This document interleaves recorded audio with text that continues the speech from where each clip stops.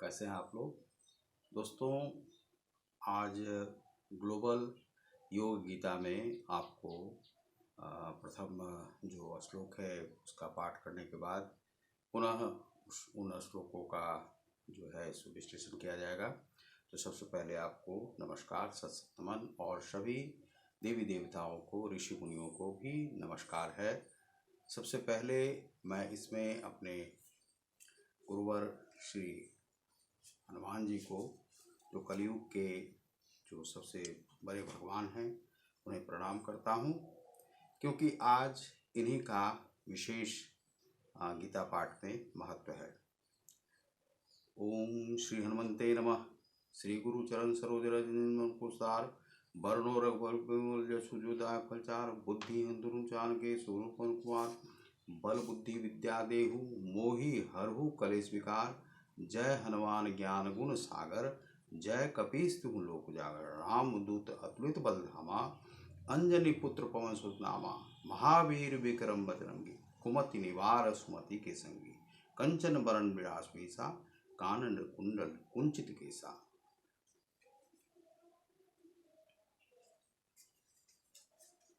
आवाहनम ना जानामि शरणम पूजाम ने जानामि। क्षमस्व परमेश्वर।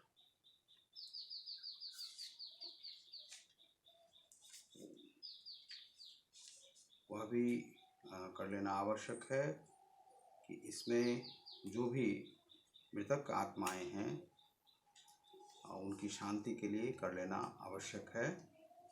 और उसके बाद फिर गुरु की वंदना हो गई है।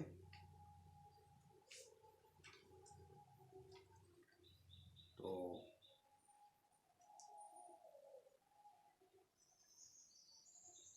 ओम आवाहनम ना जानामि नैव जानामि पूजनम विसर्जनम ना जानामि। क्षमस्व परमेश्वर। मंत्रहीनम क्रियाहीनम भक्तिहीनम सुरेश्वर यत पूजितम मैं आदि परिपूर्णम तदस्तु मे। और उसके बाद हम लोग आगे बढ़ते हैं। शांताकारं भुजगशयनं पद्मनाभं सुरेशं विश्वाधारं गगन सदृशं मेघवर्णं शुभांगं लक्ष्मीकांतं कमलनयनं योगी विद्यानुगम्यं वंदे विष्णुं भवभयहरं सर्वलोकैकनाथं। यं ब्रह्मा वरुणेन्द्र रुद्र मरुतः स्तुवन्ति दिव्ये अस्तिभिर्वेदे सांगपद क्रमोपनिषद गायन्ति। यं सामगाः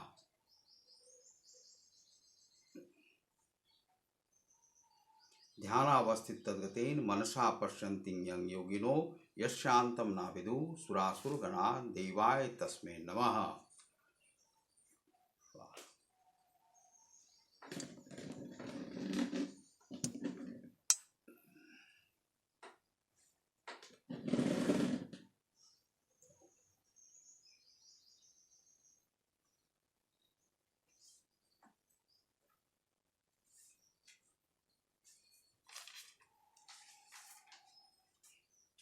ओम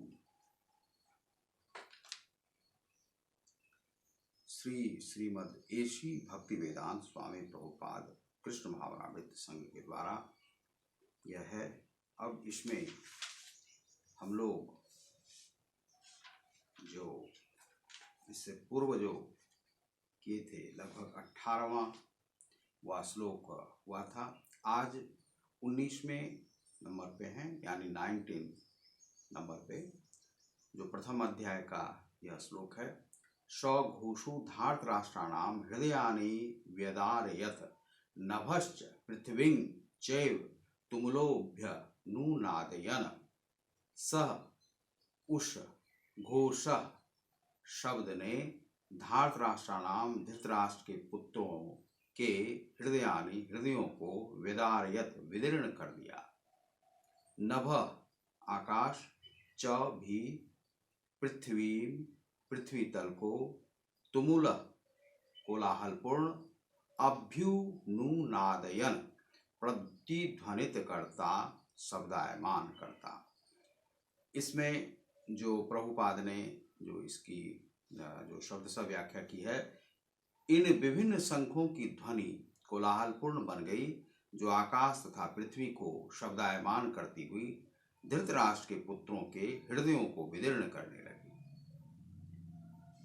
दूसरा श्लोक है, अथ व्यवस्थितान् दृष्ट्वा धार्तराष्ट्रान् कपिध्वजः प्रवृत्ते शस्त्र संपाते धनुरुद्यम्य पांडवः ऋषिकेशं तदा वाक्यमिदमाह महीपते।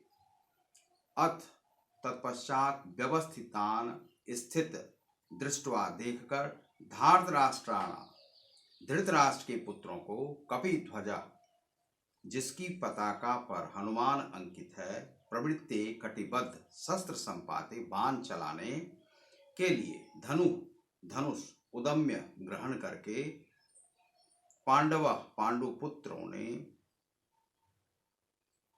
ऋषिकेशम भगवान कृष्ण से तदा उस समय वाक्यम वचन इदम महीपते जो राजा हैं। तो भक्ति वेदांत ने इसमें जो शब्दशः अर्थ दिए हैं, उस समय हनुमान से अंकित ध्वजा लगे रथ पर आसीन पांडुपुत्र अर्जुन अपना धनुष उठाकर तीर चलाने के लिए उद्यत हुआ। हे राजन, धृतराष्ट्र के पुत्रों को व्यूह में खड़ा देखकर अर्जुन ने श्री कृष्ण से ये वचन कहे। उसके बाद अगले श्लोक को भी आप देख लें। अर्जुन उवाच सेनयोरुभयोर्मध्ये रथम स्थापय मेच्युत यावदेतान्निरीक्षेऽहं योद्धु कामान व्यवस्थितान् कैर्मया सह योद्ध व्यव अस्मिरन् समुद्यमे। अर्जुन उवाच, अर्जुन ने कहा, सेनाओं के उभयों दोनों मध्य बीच में रथम रथ को स्थापय कृपया खड़ा करें। मैं मेरे अच्युत, हे अच्युत यहाँ पर श्री कृष्ण है, यावत जब तक एतान इन सब निरीक्षे देख सकूं, अहम मैं योद्धु कामान युद्ध की इच्छा रखने वालों को अवस्थितान युद्ध भूमि में एकत्र कै किन से मया मेरे द्वारा सह एक साथ युद्ध व्ययम युद्ध किया जाना अस्मिन इस रण संघर्ष झगड़ा के समुद्य में उद्यम या प्रयास में। यहाँ पर दो बात पर ध्यान देना आवश्यक है। धार्तराष्ट्रान कपिध्वज शस्त्र संपाते ऋषिकेशम और धार्तराष्ट्राणाम हृदयानि विद्यारयत तुमुलोभ्युनुनादयन्, इन शब्दों पर भी ध्यान देना आवश्यक है। तो चलिए आगे इसकी व्याख्या करते हैं। अर्जुन ने कहा कि हे अच्युत, कृपा करके मेरा रथ दोनों सेनाओं के बीच ले चलें, जिससे मैं यहाँ उपस्थित युद्ध की अभिलाषा रखने वालों को और शस्त्रों की इस महान परीक्षा में जिनसे मुझे संघर्ष करना है उन्हें देख सकूं। तो ये अर्थ प्रभुपाद महाशय के द्वारा किया गया है। तो यहाँ पर जो सैनिकों को आपने उस दिन देखा पिछली कक्षाओं में कि जो युद्धवीर हैं वे सभी अपने अपने शंखों को जो मौथर्गन हैं उन्हें बजाकर और युद्ध की घोषणा हो चुकी है। और युद्ध की घोषणा के पश्चात जो आकाश और पाताल है वह गुंजायमान हो चुका है।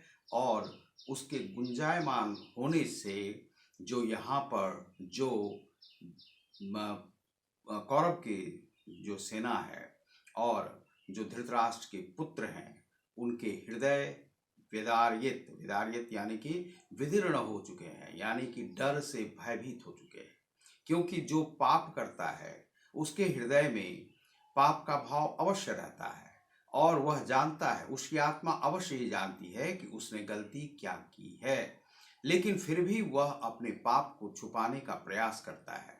तो यही यहाँ पर जो धृतराष्ट्र के पुत्र हैं उसने किया है। और इसीलिए जो वहाँ पर जो युद्ध की जो घोषणा हुई है जिसमें कि शंखनाद जो बज रहे हैं, वह घोषणा यहाँ पर होने के बाद जो धृतराष्ट्र के जो पुत्र हैं वह भयभीत है, डर रहे हैं। और इसके बाद जब अगले श्लोक में जाते हैं तो वहाँ पर जो रथ है, रथ जो पांडवों की जो सेना है, पांडवों की सेना जो जिस रथ के सारथी हैं श्री कृष्ण अपने रथ को आगे बढ़ाना चाह रहे हैं और उनके रथ पर क्या है कि कपि ध्वज है। कपि ध्वज, कपि ध्वज का अर्थ क्या है? आज मंगलवार का दिन है तो कपि, कपि मीन्स, कपि किसे कहते हैं? कपि हनुमान का दूसरा नाम है और हनुमान के ही अवतार भी हैं और हनुमान को भी कपि कहा जाता है। और ये कपि तो जो पांडवों की जो सेना है उस सेना के जो रथ है, रथ पर जो अर्जुन का जो रथ खींचने वाले सारथी हैं श्री कृष्ण हैं और उनके रथ पर जो है सो ध्वज लगा हुआ है हिंदू धर्म से संबंधित, और वह ध्वज जो है उस पर कपि हनुमान के जो चिन्ह हैं वह बने हुए हैं। वह इस प्रकार से सांकेतिक होते हैं और उस रथ पर यह कहा जाता है कि श्री हनुमान जी भी बैठे हुए थे। तो यह यहाँ पर है। उसके बाद जो अगला श्लोक है, अगले श्लोक में जाने से पहले हम उन अंग्रेजी छात्रों के लिए जो व्याख्या कर देते हैं। Here we are going to describe this shloka number 19.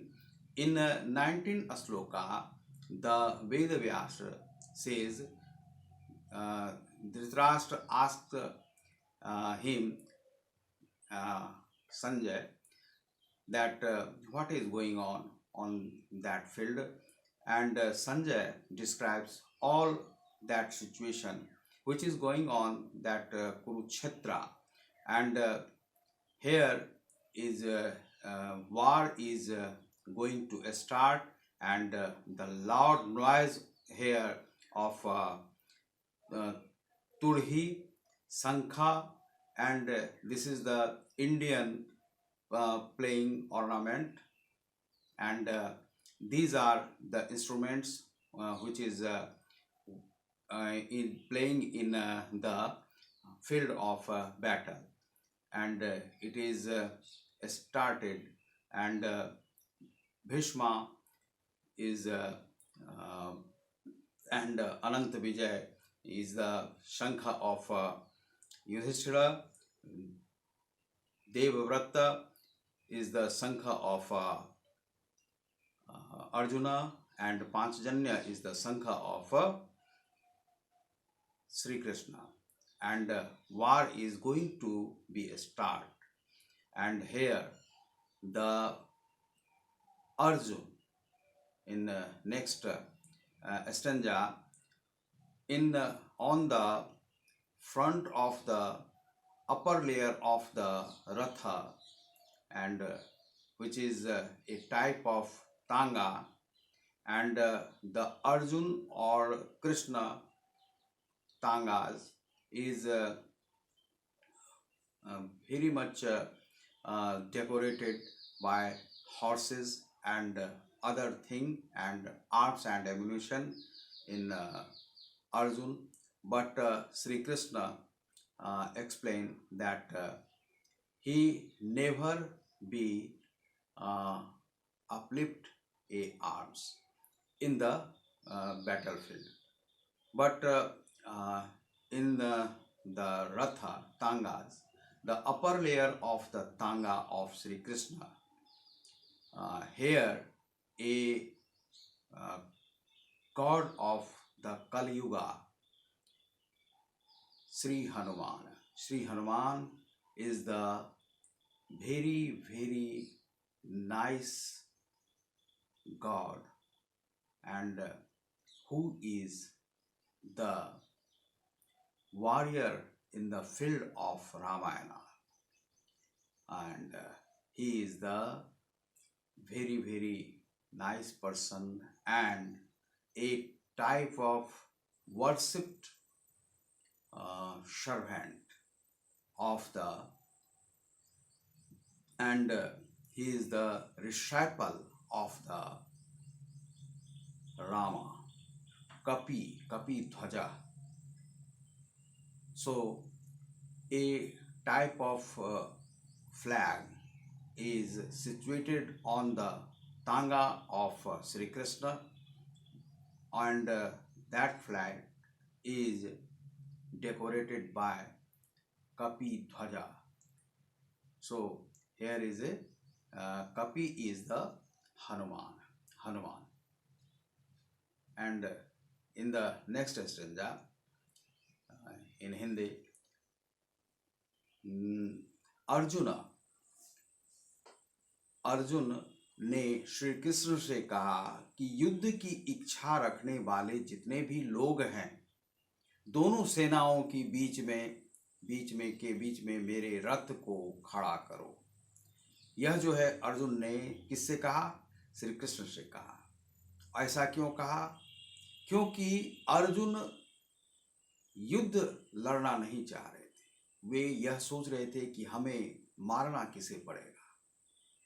हम चूंकि युद्ध की जो परिभाषा है, युद्ध में नुकसान कभी भी एक पक्ष का नहीं होता है, दोनों ही पक्ष का होता है। और श्री अर्जुन ने श्री कृष्ण से कहा कि तुम उसे, चूंकि वे मित्र भी हैं श्री कृष्ण, इस रथ को उस ओर ले चलो जिस ओर दोनों सेनाओं के मध्य में उसे खड़ा करो, जिससे कि मैं चारों तरफ की सेनाओं को देख सकूं कि हमें युद्ध किससे लड़ना है। क्योंकि सभी कुटुंबी जन हैं, कौरव उनके भाई ही लगेंगे, धृतराष्ट्र कौन है? चाचा हैं, और उन लोगों से हमारा युद्ध है।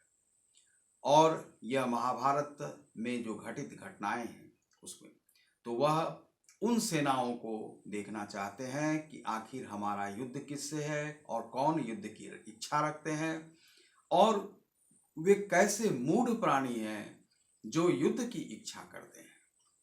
यह जब भारत में जो महाभारत कालीन जो भारत है, उस समय में अज्ञानता के कारण से जो यह युद्ध लड़ा गया, उस युद्ध का परिणाम कभी भी अच्छा नहीं हुआ।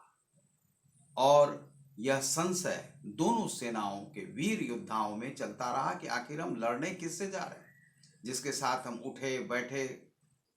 यह दुनियावी युद्ध में भी होता है। चाहे अमेरिका ने यदि युद्ध भूमि में हिरोशिमा नागासाकी में परमाणु बम को चलाया, उस समय में भी यह अंधत्व का कार्य था।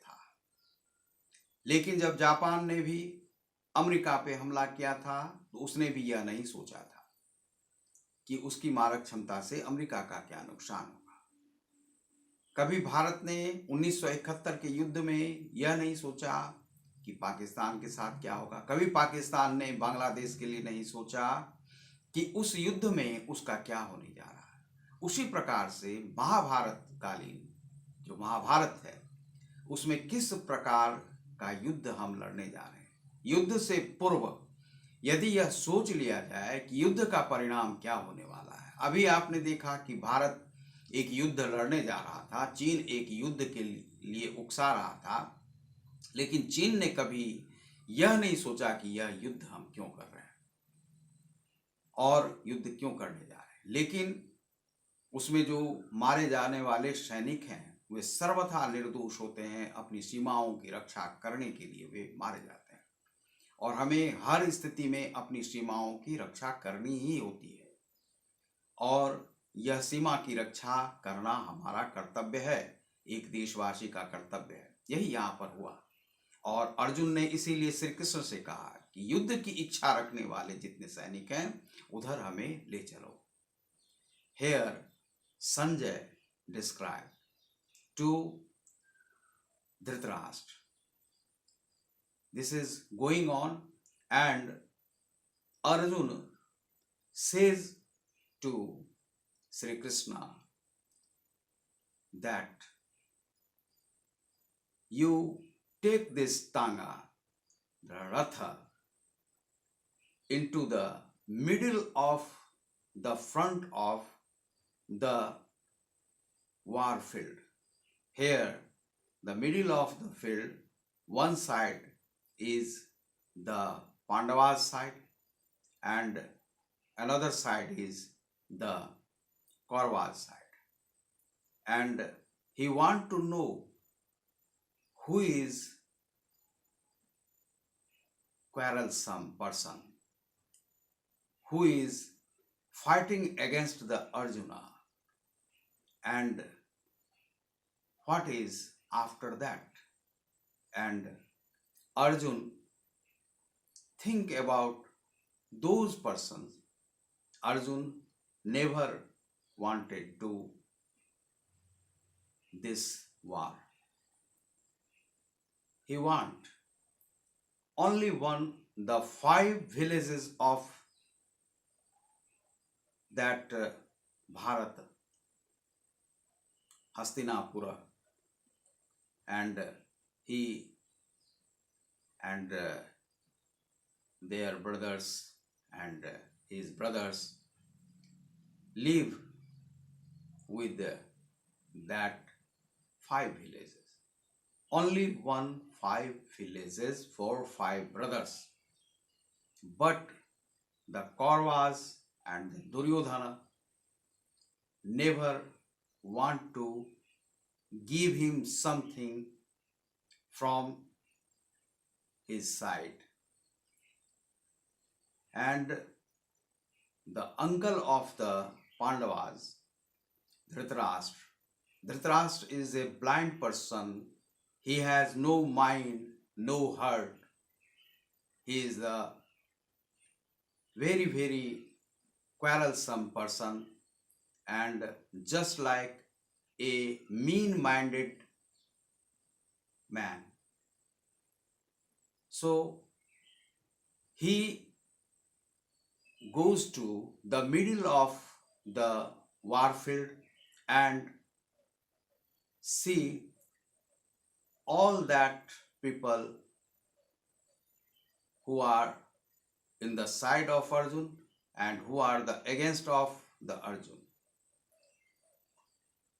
तो यहाँ पर आप यह देखते हैं कि जो प्रथम वाक्य है वहां पर तुमुल कोलाहल जो ध्वनि है उस युद्ध भूमि में छिड़ चुकी है। सभी वॉरियर्स जितने भी हैं, जो योद्धा हैं, वीर योद्धा हैं, भीष्म जैसे महायोद्धा हैं, वे सभी अपने अपने जो शंख की ध्वनि को फैला चुके हैं। तुरही नाद वहां पर हो रहा है और यह वहां पर बढ़ने लगे हैं सभी युद्ध की ओर, और युद्ध की शुरुआत होने वाली है। और जो श्री कृष्ण का जो रथ है वह डेकोरेटेड है एक ध्वज से। उस ध्वज पर जो बैठे हुए हैं वह महामुनि कहिए, महादेवता कहिए, कलयुग के उन्हें देवता कहा जाता है। वे हैं श्री हनुमान, महावीर हनुमान।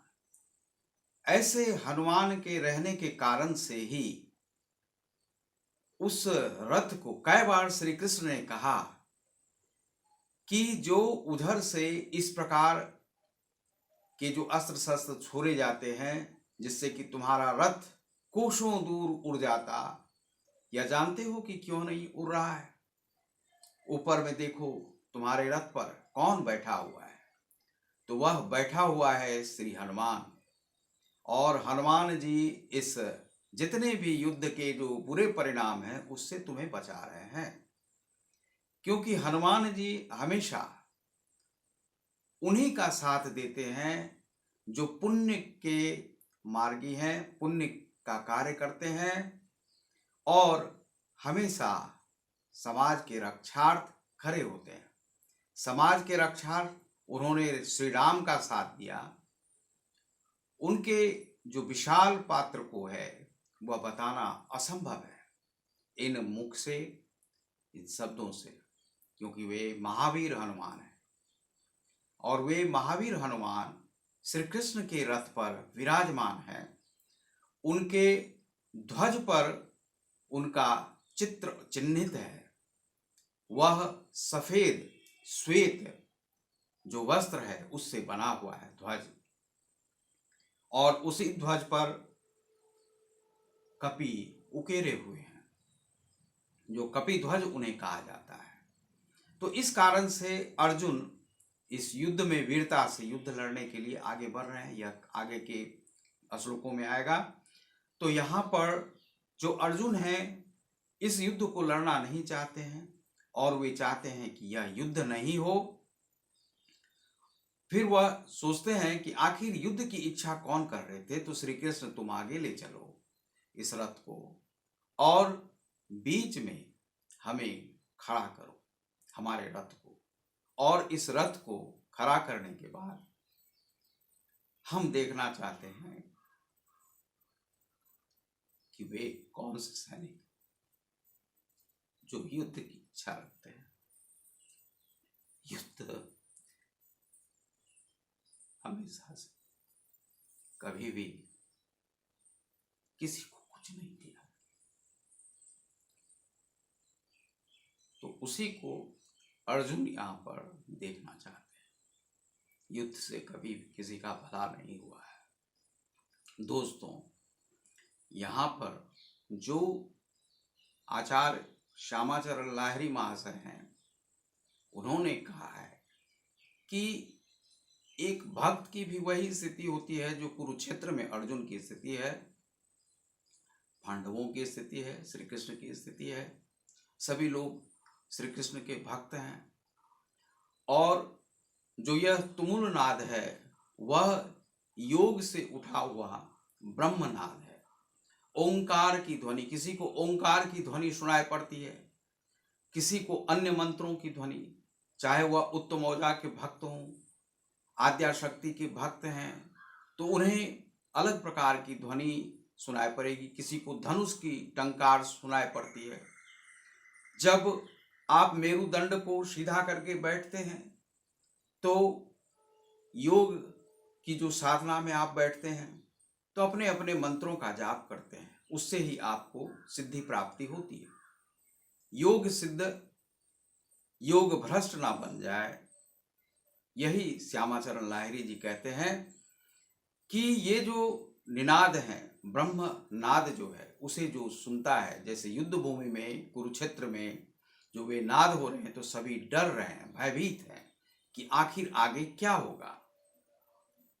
और उसमें यह तो सबको पता है, जो विदारित हो जाते हैं, हृदय विदारित हो जाते हैं किनके, तो वे हैं आपको दुर्योधन की जो सेना है। वे डर रहे हैं क्योंकि दुर्योधन के बारे में सबको पता है कि दुर्योधन एक सत्यानाशी व्यक्ति है जिसने कि हंसते खेलते भारत को महाभारत में परिवर्तित कर दिया। भारत में भी कई महाभारत है, इसीलिए अभी भी आप देखते होंगे इतने सारे आतंकवादी उठ के चले आते हैं और वे सभी भारत का ही नाश करने पर लगे रहते हैं इसी देश में, खाते हैं इसी देश का, लेकिन इस देश का नाश करने के लिए आते हैं। वे मलेच्छ हैं इस प्रकार से। तो दुर्योधन नुमा जो मलेच्छ हैं वह इस देश में अभी भी विराजमान है। इस भारत में कई महाभारत रचे जाते हैं, चाहे विपक्ष से, वह परंपरा अभी तक छूटी नहीं है।